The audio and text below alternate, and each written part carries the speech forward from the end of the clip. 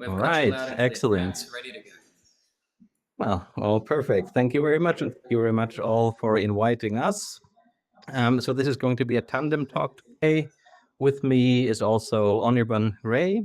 We're both co-developers at SK Time. Myself, I'm Franz. I will start off the talk. I'm also the director for the German Center for Open Source AI, which is an umbrella organization, nonprofit umbrella organization for open source packages, including SK Time and a few others in the forecasting domain in Python. For this talk, we've chosen the topic open source forecasting in Python, a survey of tools, trends, and trade-offs. So while I understand, of course, that this community is a bit R-heavy, we do think there is also a good opportunity for exchange here and also some learning opportunities to between the R and the Python community. Now, you should start every good talk with a joke, or so I was told. So on the first slide, I'm recurring to a figure that we have already seen, so monthly downloads in R. I think Rob presented this, and just to put things in context, all Python package downloads per month, we measure that in the billions. All R package downloads, though, 22 millions per month. I think that's an interesting figure. We have a factor of 1,000, even if you subset it to the forecasting top 10, because Python does a lot of other things, which, by the way, I would say is another point for Python. But if you subset it to data and the AI space, it's still a factor 100. If I would make a forecast, and here's the joke, of course, you don't have to take this seriously, right? There's a bit of a transition going on currently towards R, towards Python, away from R. Python is clearly recognized as the language where innovation happens, the focus of innovation, also in the AI space, in the data space. R, of course, is still popular in academic circles, and hopefully this talk will also help to spawn an interesting conversation about the choice of language and how this transition is going. Time series, now it's a highly fragmented ecosystem. There's much more in there than just forecasting, transformations, classification, anomaly detection, and so on, feature extraction. There's a lot of packages, some very popular, some which have already been name dropped in the context of this workshop. But the first point I'm trying to make, there's pears and apples. Forecasting packages aren't exactly forecasting packages. And this talk is about navigating this landscape. So what are the feature sets? What are the properties of the different packages to look at? It's not meant to be a comprehensive review of packages. What we're trying to communicate is the typical types of features and the typical types of properties you find in the ecosystem. So you can also contextualize a bit better when you do this talk what the different packages do. So forecasting isn't the same as forecasting. Obviously, you have already seen in some talks the model layer, different types of models, but there's much. So features, requirements, and then a bit of contextualization at the end. So first, we'll start with different features and software layers. So again, pears and apples. Not all forecasting packages are the same. Everything, of course, is built on the generic AI and science stack. In Python, these are not forecasting specific, but of course, you can use these for forecasting if you wish. And most forecasting packages build on this type of package like NumPy, SciPy, Torch, and Pandas. Above that, in terms of a feature layer, you have individual models implemented in packages. So for instance, a package implements an ARIMA model, or it might implement direct and recursive reduction, and it might implement a collection of these models as well. So there might be a package which has many models of a certain type. And right now, I'm not going to point at any packages. We will first go through the features and properties, and then we will try to map this onto actual packages in the Python forecasting space. Next layer, composition meta algorithms. So what are meta algorithms? So probably you've heard of ensembles.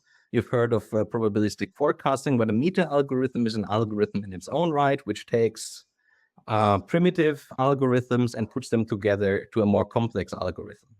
Pipelines with feature engineering, a simple example, you might have seen this already from scikit-learn, tuning, AutoML on top of an algorithm, which is also a forecasting algorithm in itself, adding probabilistic forecast ability to a point forecast algorithm, doing cluster forecasts, so clustering and forecast faster hierarchical reconciliation on top of a forecasting algorithm that is also chosen. This is composition. Then at the top, so marketplace, extension and interoperability layers external to the package, connecting stuff across the ecosystem, things like tagging algorithms. Is this a probabilistic forecast or can it handle exogenous data? Extension patterns, so you can add your own algorithm combining different types of objects. So you might use a clustering algorithm in a forecasting algorithm, or you might combine a transformation algorithm with a forecaster to a forecasting pipeline, weights and model hosting for foundation models, or handling weights, even managing weights for deep learning and foundation models. So that's like the top layer in terms of features. Important point, when I talk about the composition layer, it's important that for it to be in this third layer, I mean it to be abstract. So I mean these algorithms, these pipelines, they need to be first-class citizens. They need to enable the user to build these composites. For instance, the user may want to change a different forecasting algorithm in a different way to add a probabilistic forecast interval. This shouldn't be hard-coded. If it's hard-coded and you have a lot of packages which have hard-coded pipelines or hard-coded AutoML, it would be in this one layer lower in terms of from a scientific model or from a scientific conceptual perspective, and also from a software engineering perspective. Now, I'll hand over to Anirban, who will now explain features, so feature sets, feature properties of forecasting packages. Over to you, Anirban. Thank you. Just confirming if I'm audible clearly. Yes, we can all hear you clear and fine. Sure, thank you. So hi, so I'm Anirban. I'm from Publicity Sapient. It's very much of a corporate business, more other than all of you, mostly from the academic part. So I'll first convey like what is the main problem that mostly we face in corporate and business direct solution. The main thing is that there is a lot of requirement of quick solutions, quick development.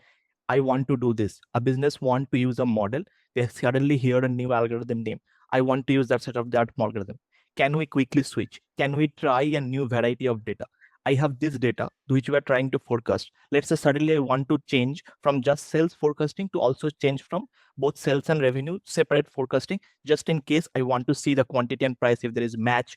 If I want to change some particular price variation, introduce some campaigns, what is going to be the effect?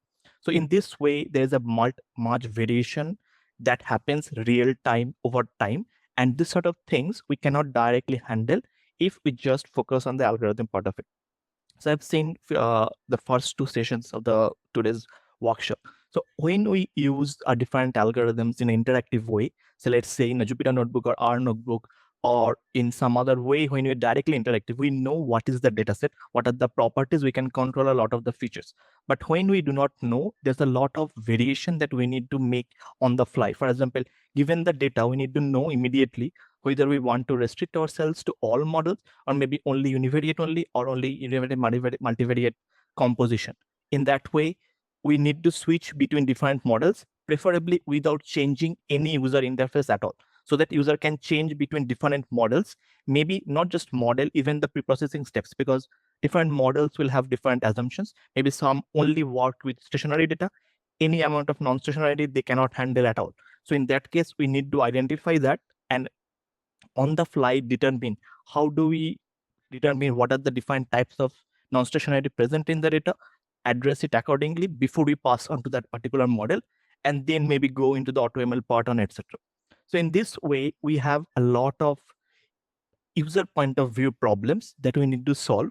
And this is where SKTime or any other general framework which solves the of an interface that comes into picture. So what will be the expectations from a business or user point of view? First, unified interface. Second, how can we create different sets of pipeline with plug and play components, and does not have to be coming from a single framework. It can come from multiple across frameworks, so that it can be an actual valid collaboration across different spaces as well. In future, we can even consider, let's say, what happens if an user wants to use simultaneously a Python package and an R package, maybe through some of the libraries that helps run one language from the other, if we can do something. As of now, as far as I know, we do not have established pattern of input and output contracts across all packages. These days, most packages internally, all models will have unified interface, but maybe not between packages. Let's say I want to use SK forecast for a set of reduction algorithm. Once I get the result, then I want to use hierarchical forecast from Nextla to get the hierarchical reconciliation results. As of now, since the input-output formats of these two are different, I cannot use directly on the hand. It can be other way around as well. I may use the reduction set of models from stats forecast, and I want to use, let's say, the explainability feature of SK forecast. Again, the same input-output contract problem will be happening. So our goal will be to have a set of models, set of option that gives the users the benefit of unified interface. And we will talk about what do we mean by unified interface just in the next slide. And if, let's, for example, it is not possible to use it as it is, as a user, can I modify it? Can I modify the existing package? Obviously, contribution to open source package is the best possible option. But in some cases, maybe there's not enough generalization. Some particular changes may be only suitable for my particular problem set. Can I take a solution as it is, add a separate function or method, etc., to give that extra capability and use it just for my own and have the full capability of testing all sort of validation purposes? This is what we will discuss, how, as an example of this general framework, SKTime solves this problem and what are the things we can do in general that we will talk about at the end. Franz will talk about. So let's move to the next slide to see what do we mean by unified interface. Yes, so first we are going to fix on our unified interface as the mostly the scikit-learn interface. So if any of you are not familiar with scikit-learn, in scikit-learn, all of the estimators follow a traditional pattern. First, you initiate an estimator. In this particular case, we are giving an example of classifier. It can be regressor or anything else as well, doesn't matter. You initiate an estimator, then you provide the input data to train that estimator on the already observed observations. Then using additional information for the regress, in this particular case, classifier the X new, we will be going to generate the predictions. This flow is remaining same, whichever is the estimated choice. It can be another classifier, for example, random forest classifier. It can be even another random forest, even a regressor. The interface is going to same. We can change objects throughout from one to other with the same method. So the sklearn formulates a set of interface that this is our base estimator format. As long as you have this particular set of fit, predict, transform, etc. methods, we can plug and play with that estimator with any set of packages, and there's a lot of Python packages following a sklearn interface, which can be plug and played into any interface without any cost of any particular conflicts in dependency. So this interface we will try to introduce into our SKTime as well. We'll follow the same interface. We'll go through an example of how do we composite pipeline in next slide, and then we'll see. So once again, what we already seen in the morning, we are bringing back the airline dataset. In this example, we actually only are showing how are we creating the pipeline part, but this particular one is created for the airline dataset only. So we know that this particular dataset needs some sort of transformations, which will be directly visible if we see the plot. And we can then remove, say, does the train part, maybe using just additive decomposition, and then try to identify what is the signal periodicity. I may know it, in fact, that it is a monthly periodicity, but I may not know. And in general, for any random data set, or maybe if a user doesn't know what data set they're predicting on, maybe there's a continuous flow data is coming in your database as for your data pipeline, and you want to use. How do you determine that? So in this case, we can create a pipeline on the fly based on the user provided data. We identify that we need to do a log transformation first. Then we are going to do a retrending, then identify seasonal periodicity, and go for an auto-RMA model. This follow, when we are defining this pipeline, every one of these single estimators, we can do .fit, .predict, and then pass the prediction to the next object, or we can create the whole pipeline directly using the Dundar method. We'll talk about the Dundar method in the next slide. And overall of the pipeline objects also, we are going to have the exact same interface, and that pipeline will also ensure that, maybe Franz, go back to the next slide before we complete the flow. Yep. And the pipeline object is going to ensure not only for the pipeline flow of fit, predict, also for the invert prediction that we need for the final prediction to be at the same level as the data. It is going to be the pipeline's responsibility with the exact same flow. So if someone does pipeline.fit and then pipeline.predict, it will first fit all of the estimators. And at the end, all the initial transformations are going to be inverse transform to get the predictions at the raw level. So in this way, we will have a single interface, whether it is a single estimator, single forecaster, or it's a pipeline of objects, you can change. If you want to change any particular component, say instead of log transformer, maybe you want to do some other transformation, maybe box cost, or if instead of 10 forecaster using linear regression, which is the default way to fit a train in this particular class, you can change for polynomial regression or something else. Or maybe instead of auto-ARIMA, you want to use some other model. Same interface can be used just by switching the model, and these models can be come up from any interface which has the similar set of methods defined. So we are going to A quick question, Michelle, how much time do we still have? You've got time until the end of the hour, but leave time for questions. All right. Yeah, now Cool. Sorry, go ahead. Wanted to check. Yep, sure. Let's go to the next slide. Right. So last time we have seen an example of how do we compose a pipeline if we know the exact pipeline flow. Now we are going to see how do we identify what are the different particular component that we need to use for a specific pipeline if we do not know what are the specific hyperparameters in advance. Maybe a data set that is being passed is already seasonalized. There is already deseasonalized, there is no seasonal component. We can check for this sort of thing directly using our optional pass-through composite option. If we want to add a new transformation, we can use tabular series adapter to use a different transformer from sklearn, or we can do any other hyperparameter tuning. And similar to the scikit-learn very established parameter tuning framework, we are going to do forecast grid search CV, and we are going to backtest this based on the window splitter that we will create. So in this way, with the same interface, even for this tuning object is going to have the same interface of fit predict, we are going to have achieve the same. Now this object in this particular thing, we are going to create this in the class instance-based format. If you want a simpler version, as we shown in the previous slide, you can take a look at the right side, top right here. How can you do the same object when using the Dundar methods? So you have a bunch of Dundar method defined for creating pipelines, creating feature unions, inverse functions, and etc. You can use those and we have the same formality. Yes, let's move to the next slide. Right. So we talked about how do we extend. So let's say I have a model. Let's say stats SK time already has an interface of auto ARIMA, auto ETS, etc. from stats forecast. I want to add a method specifically needed for my particular response. How can I do that? I can see there are different multiple extension templates already defined for different types of objects, like for forecasting, for classification, etc.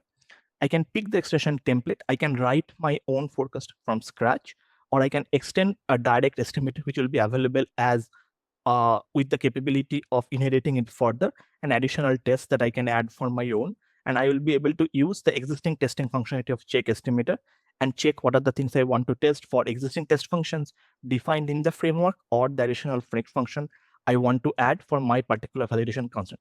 In this way, for any estimator, new or existing, we can do any testing or additional testing as a user directly from our own control. Going to the next slide. Another challenge that often happens in the business world is that the end user of business, they are not technical people. They do not know what are the different algorithms and what are the different types of information they need. They may see all the forecasting models and they say, okay, I want any of this. I do not know how to choose. They may know what are the things they want at the end, but nothing else. Maybe they know I have a multivariate or I have a univariate, but nothing more than that. So we have initiated a tag system, and recently scikit-learn has also introduced that in scikit-learn as well, through which user can select a particular type of estimator. So here we are only showing the set of forecasters and filter with respect to I want different algorithms, which gives me the option of probabilistic forecast. So we are going to select capability pretrained. I want capabilities which can handle missing data in case the dataset is provided to us have irregularities, the intervals are irregular. How can we check for this sort of thing? We can directly switch in our documentation itself, and user will know I want to use this sort of thing. So in this way, we are giving user the full flexibility to vary between different types of pipeline flows directly as part of their data pipelines and use different models as they choose to do. Now we will talk about the different concept, and I will hand it back over to Franz. Okay, thank you very much. And of course, you can also add easily to this marketplace by extension pattern. Thanks, Anirban. So taking one step back, these were examples for features. Of course, we have been using SK Time because we're familiar with the package, but it is meant really to be examples for this feature stack that you can expect of forecasting packages. And now going back to this layer diagram, I'm trying to put a number of popular packages in there, a little bit of explanation. So for instance, stats models, it has a good collection of methods, but the unified API isn't quite there, at least in the forecasting part. TSLib possibly has the most comprehensive collection of neural network forecasters. However, it doesn't have this composition layer. SK Forecast does a little bit of also the composition. The only package in Python, to the best of my knowledge, which also has this external interoperation layer, is actually SK Time, to also look at this, the feature levels, model variety, unified interface, composability, integration, extensibility, marketplace. And here we'll have to make a selection just in the interest of time, selecting the top frameworks, top 3 frameworks based on, I think, downloads, user impact, and perception. These are probably the SK Time ecosystem, the Nixfly ecosystem, and darts. I haven't seen darts at this conference. It'd be interesting to invite them next time. So SK Time is unified API, meta algorithms, third-party adapters. It connects the entire ecosystem. Also, we have a neutrality and integration mission, darts. I do think it is, in terms of this integration feature stack, the next package ecosystem that's mature. So it has a model collection, it has its own implementation of models, but also a mix. It's a mix of integration and onboard models and of this composition. It does have part of this composition stack as well. It's okay, interoperation extensibility. It's managed by a Swiss consultancy. The Nixflyverse, I mean, you often hear it's a framework. Actually, where Nixfly is quite strong is the set of packages. Also, thing to note is there's time GPT, so the revenue generation of Nixfly, it's built much around this one upsell to time GPT. So there's also a bit of a lock-in here, just from how you would expect from the revenue generation model. Also, possibly subjective, right? What I've selected, the selection is subjective, the interpretation is subjective. All opinions are personally my own, up for discussion later. Now, let me introduce a second dimension. I will go over this quite quickly, maybe 7 more minutes. So properties and requirements. So I've looked at features. We have looked at the feature stack. So what can it do in terms of scientific and model building capabilities, model integration, but there's also more general requirements that we should. The feature range, we've looked at it. Performance, of course, computational efficiency, deployability, and the performance of the model on your own task. Reliability, security. Reliability should also include stability of support for the package, security posture, continuity of maintenance. So if there's a bottleneck of one person, maybe it's not good. There's a distributed maintainer base, it's better. The bottom line, if you're a company, right, you also want to look at the bottom line, which means the money you spend or you do not spend, or the money you gain or do not gain. So initial cost, running cost, subscription fees. There's also indirect and hidden costs through lock-in mechanisms. And finally, control and openness. You may want to be in control of your data. You may want to be in control of your own technology, or maybe not. So general features, you could give a 60-minute lecture on each of them.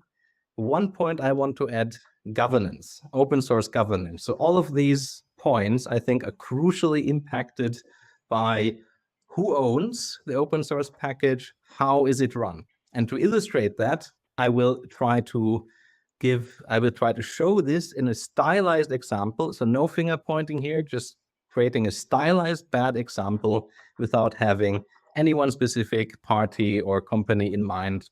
But it's commonly found in business. So companies start selling, for instance, one foundation model, or they center their business model around a singular subscription. And the company, of course, will want you as a user, as a business, to subscribe to this single entry point to their revenue. And in the worst case, again, not pointing at any specific company here, in the worst case, the feature range, it might have some enticing open source ecosystem around it, but there's an upsell to this one gated solution. That's where they try to get you. Performance, of course, it's trying to move you to the single model, which may or may not perform well on your data, on your use case. Since the end game is locked in, however, you will be locked in and it will compromise performance, reliability, and security. Well, it's one company. If it goes out of business, then you go out of operation in your deployment. Right? So there's a single failure point in this one centralized ownership of the package. The bottom line, of course, lock-in is not good for you. There might be damage for it, and of course, it's a trade-off to consider. In this bad case, it damages the bottom line as well, and it might not be clear from the start, because you might be thinking, oh, it's open source, I'm in control, but you are not actually in control, and you are locked into the dependency, you're nudged towards it, and at the end, you cannot escape it. So I'm trying to make this point. Governance is important. You can only see this. If you look at who owns the package, who runs it, what is the governance of the package. And there's two stylized poles here, but of course there is intermediate, and it's not always at the extremes. The commercial controlled by a company, few decision makers, and there's typically gatekeeping in the governance. Whereas the more classical type of open source package, there's distributed control, joint decision making, and if one group of maintainers disappears, the rest still continues maintaining it. There's also a lot of confusion because this open and democratizing type of terminology is used quite a lot in advertising. Control may be hidden via proxies, and not everything that looks open is actually open. You're probably aware of a number of companies that actually have open in their name, but nothing is open there. So I'm not going to delve deeper in this point. There's also impact in terms of requirements. So commercial, you're typically looking more towards the lock-in and upsell, ecosystem fragmentation, lack of neutrality, whereas inclusive also includes the users. Users are empowered and in control and can steer the project towards their requirements. There's an ecosystem integration incentive, whereas the commercial part, it has a disintegration and fragmentation incentive. So users in control or as a profit source. Business users should also think about the end game in commercial open source. So typically there's a seed in the growth phase in the open source packages. In the growth phase, they try to acquire a lot of users to use the ecosystem and then slowly first them in, upsell, and in the end close it down, migrate them maybe to more extractive license agreements, use force if necessary, transfer control from the community who might have contributed to those exploiting the open source package or the subscription solution for their own gains. So this is an end game, and it might take 5 years, 10 years. This has been seen in a number of examples. If you've been following the business world of AI, you probably will have seen examples. And since I know this is actually a conference mostly from academia, there is adverse impact on academia as well. There's adversarial incentives. I want to point them out, and I think it's a trend. It's definitely a trend. It's a bad development. On the first slide, and it's also been discussed already in this workshop, innovation momentum has been lost from academia. It's moving increasingly to industry. Relevance is in jeopardy, and there is also a degree of desperation to stay relevant. But academia has a lot of credibility, and that's where the adversarial incentives come in. So corporate open source might go credibility shopping, put big names in academia on their packages, suppress competition. There's adverse incentives, malincentives towards academic misconduct, use as marketing, fake and hidden endorsements, publications, conferences. Welcome to the future. For example, you will see probably increasingly textbooks advertising products and services that are commercial, maybe openly, maybe hidden, product placement in conferences and publications, maybe open, maybe hidden, and academics use as tools by mighty tech companies for marketing and suppression. Everything is for sale, everything has a margin, and demand shapes the market. How are you going to shape this future? As academics, as scientists, where are we traveling? Well, that's a question for you to answer. For users, I recommend decide use case requirements first. What are your actual requirements? Do you need flexibility or do you need performance first? do you want to build internal capability or not? Then map it onto the packages, do the trade-offs, but also do the math. Importantly, try to be aware also of the pitfalls. There might be hidden marketing, there might be hidden ownership and control. This is actually a common case in the ecosystem of Python open source packages. And it simply comes from the explosion of AI, the explosion of the market, the pressures on the market. This is a reality you need to be aware of and take into account in your trade-off matching. There's influence marketing, hidden ownership and control, end games, which are gain control of a large user base, push them towards a subscription solution, all that. You should take this into account alongside, of course, trade-offs like feature range, reliability, performance, the bottom line. What are the different layers in the feature stack of forecasting packages? Any questions? That's it. Okay, thank you, Franz. And thank you. And thank you, Anirban, as well. You're welcome. I invite our discussant, Christoph, to make... There you go. They'll hear you anyway. Okay, you can hear me? Barely. I can make you out in the background. Take a seat, yeah. They'll hear you. And Anirban, I think he's also there. Are you there? Yes. Okay. So yeah, thanks a lot for a very, very interesting, great thought-provoking talk. I think, well, I had two things I wanted to discuss, but then I obviously want to also open up for questions. So I think this, your second part of the talk about foundation models and the bigger context and maybe where open source is going under foundation models, I think that's very interesting. Maybe to this very last part that you mentioned, I think it's not something new. So for example, in academia, many years ago, everybody was doing research in databases in computer science, and then suddenly they had to operate big company, computer graphics. Yeah, exactly. Pharma, smoking industry. It's good for your lungs, isn't it? And there's some academics telling you so. And so basically, I think from an ethical standpoint, this should be prosecuted by universities, just like if a professor for pharmacology would advertise, for instance, smoking is good for you, or advertise a specific drug despite knowing it will harm people. Because AI in the end harms people. This is forecasting, open source. It goes into societally relevant deployments.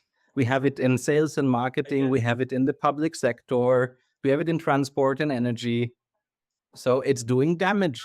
This kind of thing is doing damage to the world, to society. Slightly different. So basically, so I guess what I wanted to say is that actually people flock to AI research because that was a good field to do researching, right? As opposed to things like databases and other fields where I needed to begin a big company. I think now we are seeing that now AI actually kind of maybe ceases to be that field because now you need to be a big company to have the resources. And we don't really see that in forecasting that much as, compared to maybe LLMs and things like that. But yeah, maybe. Okay, if you're not seeing it, then you're not looking. If you're not seeing it, you're not looking. The writing is on the wall. And maybe your it is starting. It is starting, exactly. So but I wanted to get going. Yeah. And what would be your opinion? How could we, if we say, okay, but so we want to have open source software, but foundation models are coming. So what would be a good way of actually doing it? I think it's a cooperation and integration. So academics have to collaborate together. I've not randomly chosen this picture of academics fighting against each other. So classically how academics interact, they're like small petty kings, and they have their own fiefdoms, and they fight against each other. That is not a way of operation that can scale. It cannot scale simply for to the operational level of integration that is needed to still make a dent in the AI space. I do think it is possible, and we are actually trying to do this with our nonprofit organization to integrate the ecosystem of open source packages and also the research groups that are aligned or collaborate on these packages. If everyone wants to have their own package, if everyone wants to have their own fiefdom, it's not going to work. And I completely realize most academics will unable to change the nature.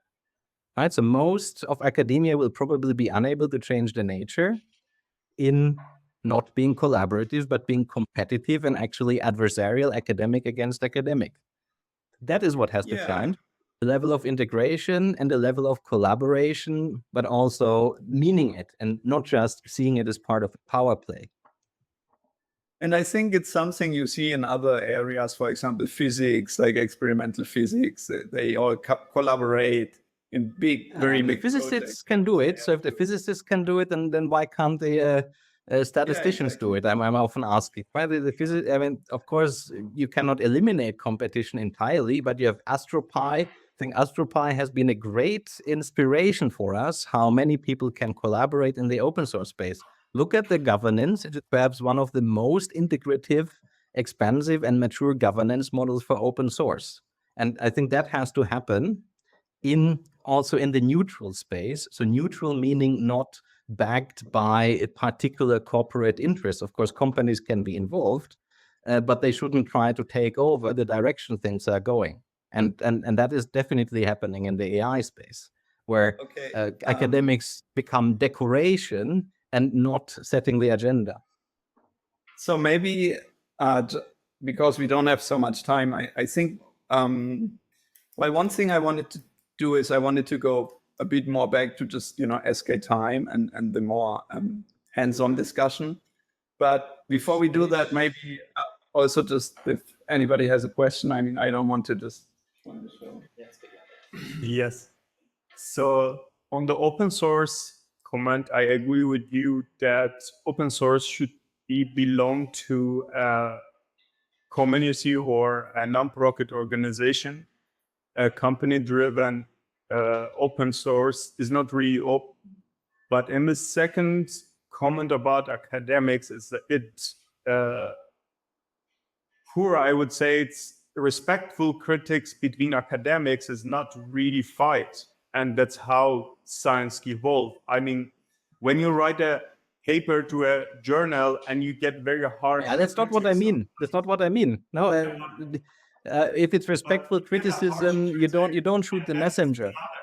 There's really adversarial activities, which goes beyond all the boundaries of academic ethics that we have seen in many places. Sorry, Franz. We'll have one person speaking at a time. Otherwise, it's not a productive discussion. Go ahead. No, sorry, I can't hear Mitchell. Wants to come closer to the microphone. You just presented some models that have been developed in the 70s. I mean, it sometimes takes time when scientific discoveries come to the public. It doesn't mean that academia is not innovative. It's just sometimes take time, especially in engineering fields. It takes some time until tools and technologies are commercialized. And I think this is a hard accusation to say that academia is not productive or innovative anymore. And I see it in the AI space. I maintain my claim and I can back it up. We'll give Franz the final word here. Go ahead, Franz. You have a comment? No?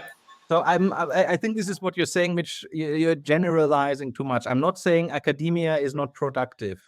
I'm not saying that. You're generalizing, and it's a straw man argument. What I'm saying, we're seeing a level of integration and complexity needed to progress in AI that goes beyond the capabilities of most individual academics and like small research groups which are run like feudal fiefdoms. It just goes beyond their organizational capabilities. I'm not saying they're not productive, but the space where they can be productive is much further back in the I mean, you develop individual models, but for instance, you need teams of 10 and 100 integrated to build certain feature sets to progress in the development, for instance, of foundation models. You see how many people are even on those papers that publish foundation models. But you see the same thing in, to go back to physics. Physics academics still do it, but they also have like 100 people on publications about experimental particle physics. And you don't see the same thing in academia, or you see it more rarely than you could expect if people were working together. I think you made your point. I would like to throw for one final question. We are now in overtime. So Yes. one more question.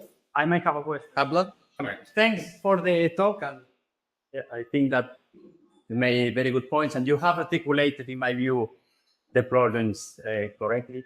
So my question is, I guess I am an academic, and the fear of academics is the taking, like, let's say we want to take credit for work, otherwise we might get fired.